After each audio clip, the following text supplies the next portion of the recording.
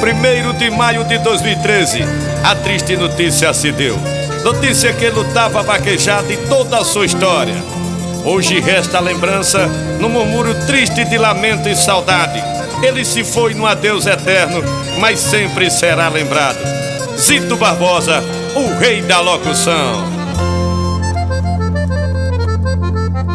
Ei, com o pensamento em Deus e a caneta na mão, prestarei uma homenagem a um amigo e irmão que estou lembrando daqui, um filho do Manduri, Zito, rei da locução.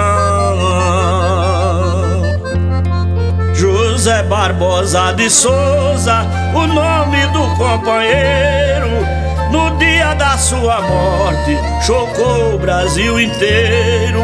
Hoje só resta seu vulto, morreu e deixou de luto o Nordeste brasileiro.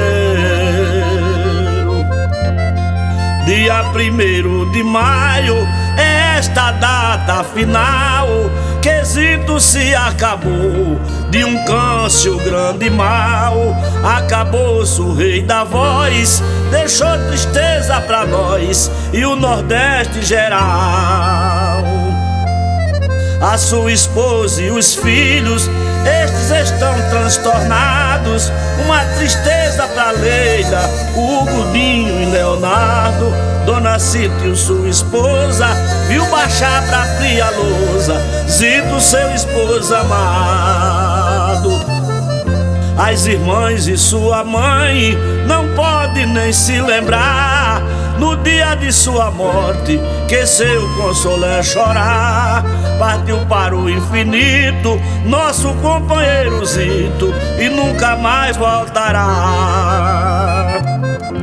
No dia do seu enterro, todos chegarão cedinho, prestando a última homenagem com amor e com carinho. Família e amigos dele, mas ninguém ficou com ele, só ele ficou sozinho. Deixou milhares de amigos sentindo recordação, o nego do Manduri e o Nailson Assunção, Manassés e o Toninho, sendo a falta e o carinho deste rei da locução. Mas peça a Deus das alturas, o nosso Pai Criador, que perdoe seus pecados, que ele era pecador. Deus que a tudo governa, dê a salvação eterna para Zito locutor.